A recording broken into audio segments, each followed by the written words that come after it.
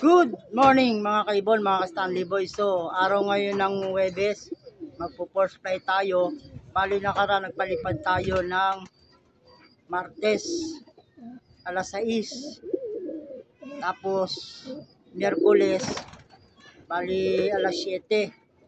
At ngayong araw ng Huwebes, alas 9 pasado magpapalipad tayo para sa alas 10. So, tara mga kaibon, mga ka-Stanley Boy. Ito yung ating haring araw, mainit na, no? At magpo-force fly tayo ngayon. Ayan. Time check tayo, bali 9:26. Ito yung ating mga kalapate, oh. Tingnan nyo, mga kaibon. Sana sa pagpo-force fly natin na ito ay makakuha tayo ng clacking sa Bungabong, Mindoro. Ito yung kanilang mga ipot, oh. Yung kahapon na pinatuka natin na may halong honey at saka pink mineral, oh. Ang ganda ng ipot nila, no? Sana tuloy-tuloy hanggang mailod natin sila, yan, no? Yung ipot. So yan mga kaibon, mga ka-Stanley Boy, at paliparin na natin sila, no? Kunin natin yung lipad nila na talagang pagod sila. Araw ng Huwebes ngayon mga kaibon, force fly tayo. Ayun na, lumipad na. Yun, 2, 4, 6. Yun, o, 2, 4, 6. Meron pa dito dalawa nakitira. Yun, isa, lumipad na. At meron pa sigurado yan, isa. Yun, yung isa, o. Bugayin natin. Lumipad na mga kaibon. At mamaya pagbalik nila, bubugawin natin. Tignan natin kung hanggang saan ang tatag ng lipad nila, yan, o.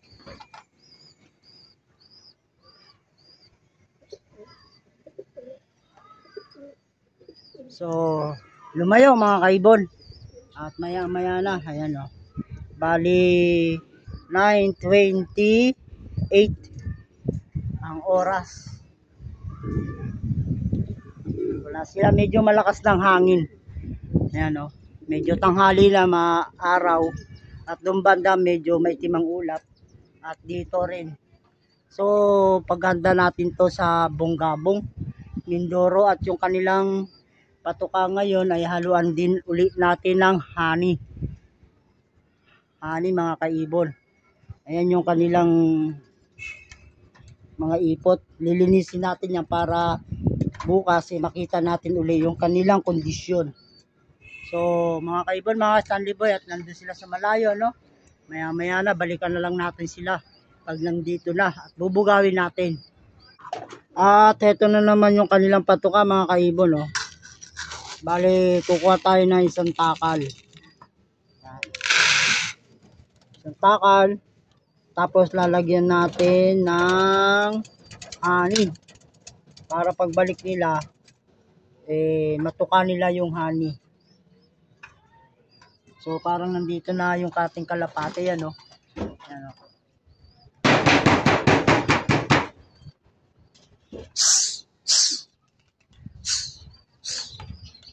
Binugaw natin mga kaibon, ano? Binugaw natin. Araw po ng Huwebes ngayon.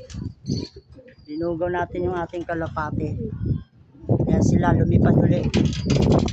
Ayan, 2, 4, 6, 8.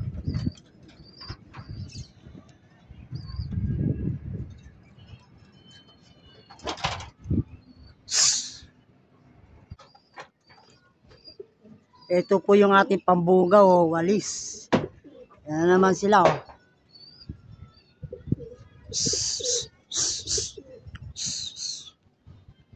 Meron talagang dadapo mga kaibong kasi yung kapon meron 3 dyan hindi nakatuka, kaya dadapo yun. Malamang may sasabay yung ating ibon sa pagdapo, pero bubugawin natin sila.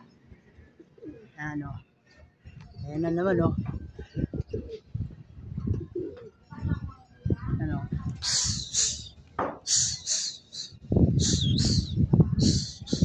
kailangan nilang lumakas at tumatag yung kanilang resistensya. Ano, kahapon maganda yung lipad nila, ngayon medyo mahina ang kanila ngayong paglipad. Medyo saglit lang. Kaya ang gagawin natin magbabawas tayo ng konting patoka, no? Isang taka lang ang ibibigay natin. Kasi siguro bumigat to. Tapos kasi isa't kalahati ng patoka ang binigay natin sa kalahati nito. Tapos hapon pinatoka pa natin ng isang takal. Kaya medyo bumigat yung ating ibon. Kaya kailangan natin i-force fly para gumaang sila at manumbalik yung kanilang ganda ng katawan. Ayan sila mga kaibon, no? Bugawin uli natin. Ayan, no? Hanggang sa sila ay gumaang.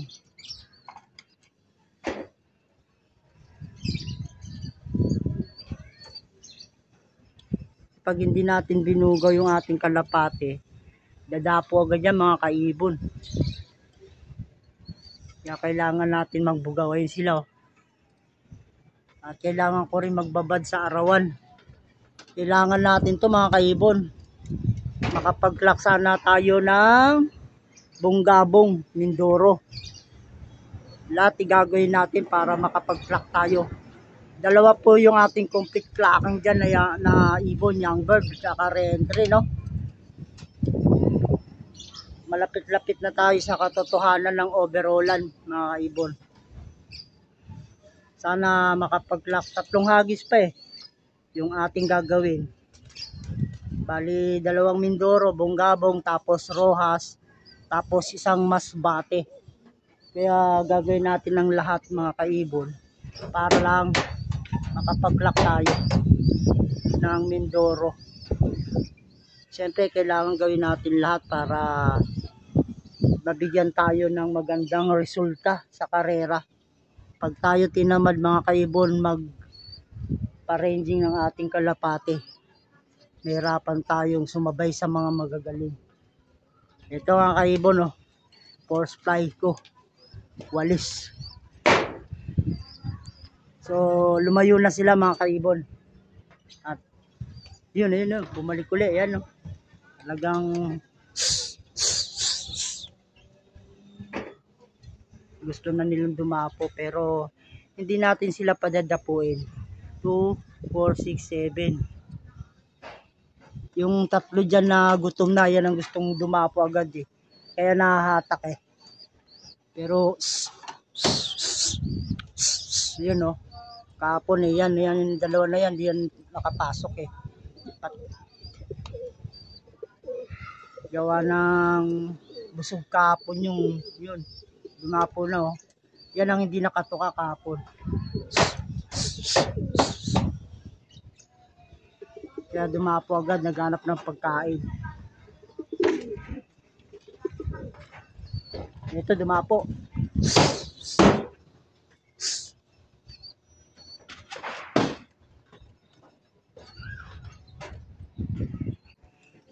Yung mga kaibon, paduli, oh. Kailangan natin bugawin.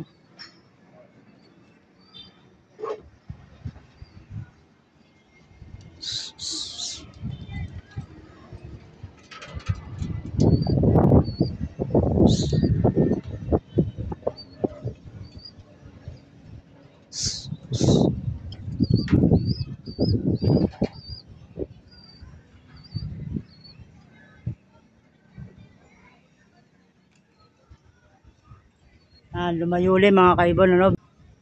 Ayan, oh.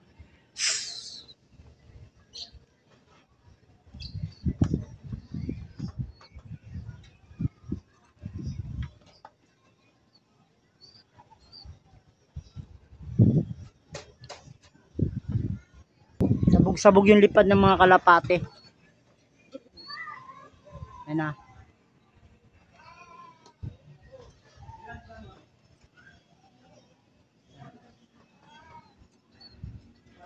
So yun mga kaibon, pababain na natin sila, no? Maglilinis muna tayo ng kulungan. Habang maglilinis tayo ng kulungan, ito may sana bumaba, kulay blue. Sila checker. Pero hindi pa siya makakapasok. Gawa na maglilinis muna tayo ng kulungan para makapagpahinga sila dyan. Yan, no? Medyo tanghali na tayo eh. Yan. Linis muna tayo. Ito na mga kaibon, no? Time check tayo. Ayan. Bali 40. Yun pa, yung iba lumilipad pa. 9:40 lang mga kaibon, hingal na sila, oh. Ano?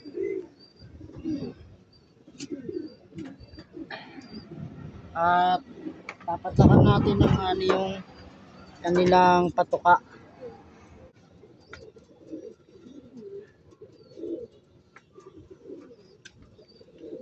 Oh, tama na.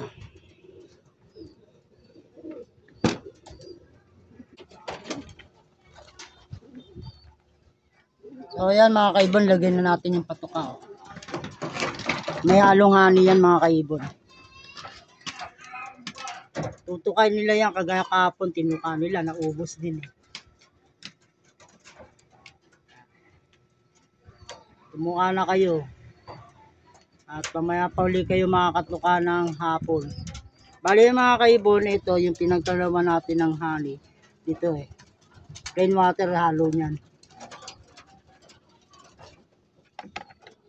Lalagay lang natin yung plain water hanggang mamaya hapon. Ito yung isa, hindi makapasok. Oh. Ayan yun na. Pumasok na. At dyan lang yung patuka nila.